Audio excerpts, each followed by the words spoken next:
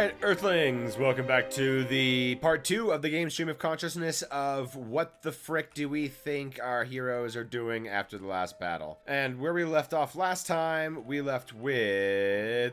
There's this awesome power out there that for all my lifetime, and everyone who's lived for the last 3,000 years, if you're a male Aes Sedai or a channeler, you're just doomed to go mad and die, so your individual societies basically kill you.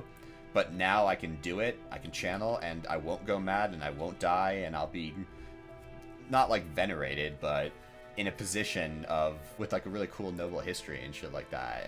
Yeah, it's just... And think about how exciting it'll be if you have any kind of like thirst for scientific knowledge, because it'll all be cutting edge stuff.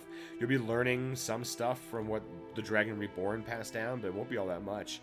Most of it will be trial and error. You'll be learning a lot of stuff. You'll be working with female Aes Sedai for the first time to create new things and create, you know, great change. This will be an exciting time for channelers, the ones that survive, the ones that are going to be experimenting. So, though it is interesting, because even in the Age of Legends, at the very pinnacle, you know, like that's like the other Aes Sedai who die is assisting Lanfear in her research that ultimately ends up in the Boar. He's going for unlimited energy for the world. So even at the pinnacle of the Age of Legends, they don't have that. That's true. So it makes me wonder, like, how, like what type of, if in this world it's even possible to have unlimited energy, because it could be that they rely too much on the power and not really realize the physics of the world itself. You know, like it could be that, like, since you have this thing, you never split the atom. Could you make a perpetual motion like Terangrial or something? You know what I mean? Yeah. Terangrial that's imbibed with some kind of, you know, one power thing that allows it just to like spin forever without extra intervention. It just draws the power from... it draws its power from the one power. That would be pretty dope. I'm gonna say not. Because just based on everything I know of the power, that seems like that would be a big just no. Like, you need someone to direct the flow and just start it or something. Because, like, I mean, like the Bowl of the Winds is sort of like the best analogy that I can think of. Only into so that it uses Saidin without the women realizing it. Until they realize, oh wait, there's gaps in the weaves, but there's shit happening, and then they realize that it is. But even that still requires Sadar to activate that process, and it stops once the flow is done. How much better would it have been if there had actually been men as a part of the circle? Would it have been stronger, more effective, more quick? My guess is the world probably would have instantly gone back to where it should have been. You don't think it would have taken a long time? It would have just been instantaneous, huh? Oh, that's another thing now. Yeah. Or maybe not like instant, but like a lot quicker. Have, like, perfect weather control now. Theoretically, you should be able to make sure that there's never like a famine or a drought or whatever. Yeah, that's true. You just gotta reproduce the Terangrial a lot more. So you can engineer weather. Global warming would never be a problem. Yeah, that is true. Though, in this scenario, I don't know if they're dumping a boatload of extra carbon into the atmosphere. Yeah, I think they're quite a ways away from that kind of industrialization if they ever do get to it. Yeah, very far away. We're not getting that. Yeah, very far away from that. So, it would be interesting to, to see, like, the scientific and power put together. But I think the power in the ultimate respect would be a hindrance to the science, like, progressing in our modern absolutely. Day because people would just get if you just rely on magic all the time, you're never going to try to, you know, improve anything else. Like, well, how do you improve on magic? It's like the Harry Potter thing. They're all like, oh my god, you guys like have telephones and cars, and it's so stupid because you guys don't have magic. Fuck off. Yeah. Most of the stuff that the Muggles invented is way fucking more convenient than whatever shit you guys have going on. Like, you have magic, but you all suck at using it, apparently. And technically, potions is Switching magic. back to Wheel of Time. Yeah, I know. Because we're going real far afield. The one thing I'm, like, what about, I mean, we started with Rand in the first video, and we only spent, like, a minute. But as time is a flat circle, it seems appropriate that we end with Rand. Yeah. How long does he stay hidden? Does he, like, spend the rest of his days just under another name and no one... Because, I mean, like, at the end of the book, he allows his dad to think he's dead. And for now, yeah. To me, well... That's final? To me, that's a final type of solution, because I would have a real hard time forgiving my son if they just, after... after like a big battle, or after like the last battle and shit like that, they just left and let me think that he was dead. And then like what? He pops back 20 years or on his like deathbed and be like, "Oh yeah, by the way, I'm alive." I would not feel good about that this whole time, and so sorry I kind of like abandoned And then you. also like and then like Elaine, Min, and Thing, like when they ask like so what happens next, one of them says, "Now we make sure everyone knows he's dead." Yeah, so they're trying to protect him. It so just they really seems want to make it so that he can disappear if he wants to. I guess they don't want anyone to be hassling him, I suppose, for whatever that's worth. Yeah.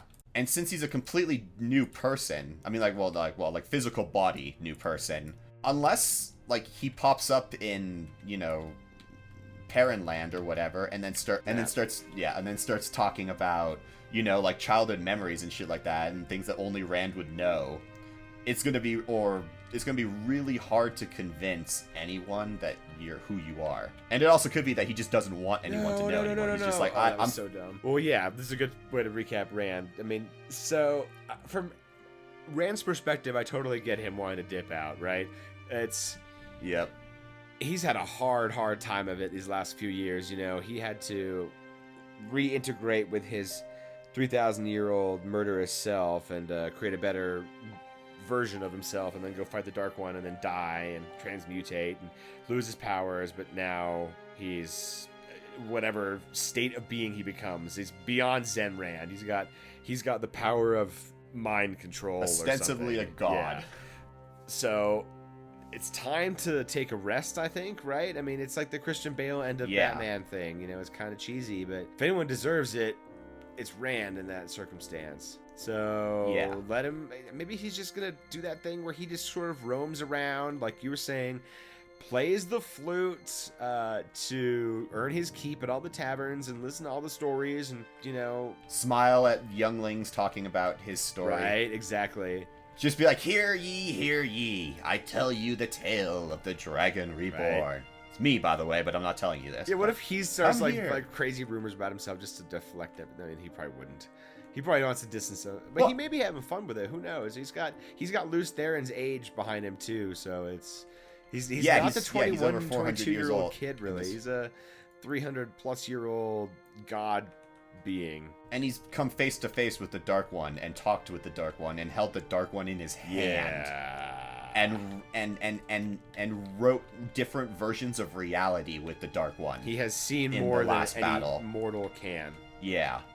I think you'd spend a lot of time just roaming around, enjoying the fruits of both of your fights. I mean, like the 3,000 year ago fight when the counterstroke taints Saidin, and the last fight that you did when you win. Like, because both of those victories are now, it's two victories, but they're one real victory, because, you know, it's fixing the problem that you yourself created in the half victory, exactly. And that's just got to be like the sweetest of fruits. But then the one thing though, like he has children. Yeah, so he's got to spend some time in Camelin with Elaine and children, right? You would imagine he's not going to be. I can't imagine that an absent deadbeat father completely. I mean, it's funny to joke about, you know, just imagining Rand and a wife beater drinking a Bud Light on like a greasy lazy boy in a trailer park somewhere, just absent father.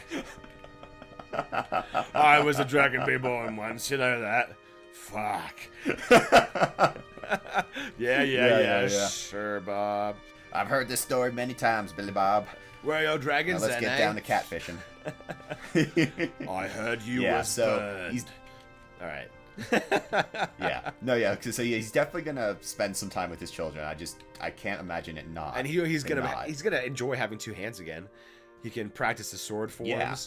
He can teach his children, if they want to, how to. He can play the flute again. Yes, that's right. He's not able to play one-handed. I didn't consider that. With everything else that was going on, the lack of ability to play the flute was sort of far down the list of, oh my god, Rand's fucked moments in the end of the series there. Yeah, seriously, yeah, like that is, probably the bottom of the list. I kind of forgot how long the sickness lasts for him. I know this is going back a ways, but it starts way earlier than I remembered it. His channeling sickness. It's like a good 3-4 books where I mean, like, and even after Saidin is fucking cleansed, or Saidin is cleansed, I mean, he still's got it. I mean, when Semirich has him captured and she forces him to embrace it, he ralphs everything up. And she's like, oh, that's strange. And when he tries to destroy the Shanshan, he ends up just holding Saidin for days and days, seemingly, just so that he doesn't have to embrace and release the source. Yeah. And he's also afraid of Luz at that point. Yeah, that's right. Wrestling the power out of him, which it happens before, and it's fucking disastrous. Not always disastrous. When he does it with the Death Gates and stuff like that, that's pretty dope. Yeah, that actually is pretty cool. And the fucking blossoms of fire and shit. Logain's like, oh, well, you're just keeping all that to Were yourself? you planning on keeping all these awesome weaves to yourself? No, mate, I didn't even know these existed. I practically invented it just now. Like, as far as you know, it just popped into my head, literally. So that's like one of the things that it's not completely madness that Luz Theron is there, I mean, the madness facilitated it, but there are real things there.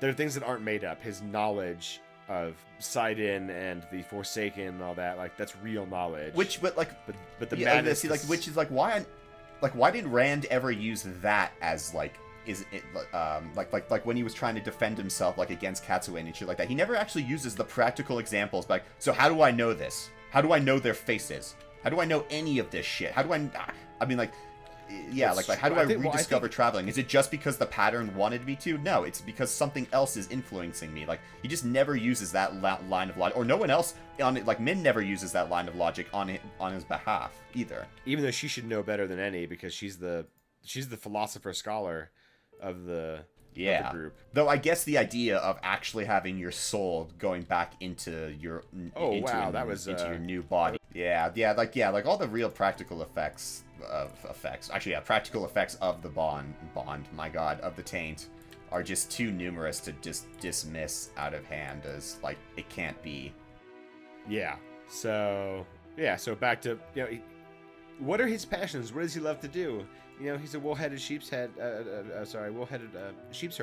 But I don't think his true passion is herding sheep for some reason. No. So I don't actually know what his true passion is, because he doesn't get a chance to find out. He's forced into a lot. I mean, like, at first it's like, all right, I'm in this backwater town. He can enter archery competitions. He can be fucking Robin Hood or something. Yep, yeah, he's brilliant. And the oneness will be actually just that for him now. No Saidin waiting for him there. Just the emptiness, just the flame of the void. Yeah.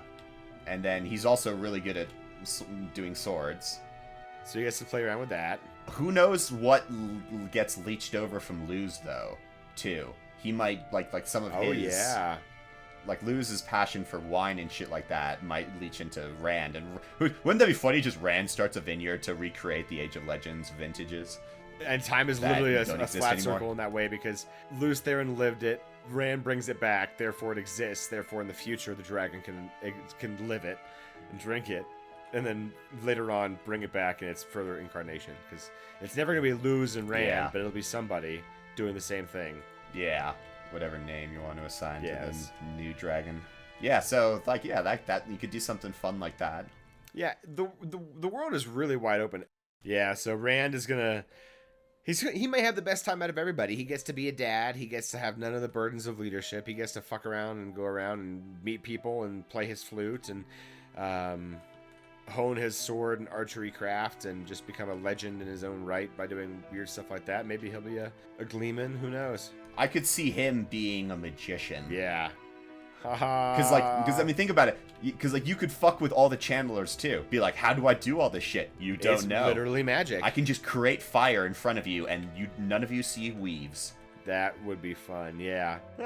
All right. Well, guys, thank you so much for tuning into this extended part 2 game stream of consciousness.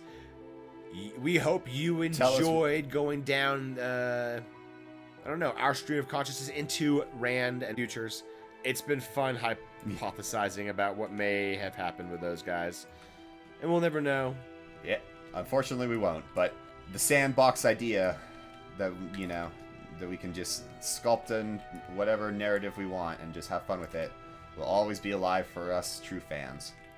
So if you enjoyed this, like, comment, and subscribe down below. Tell us what you think. Tell us if our predictions are accurate in your minds. Tell us how false we are. And we will catch you guys next time.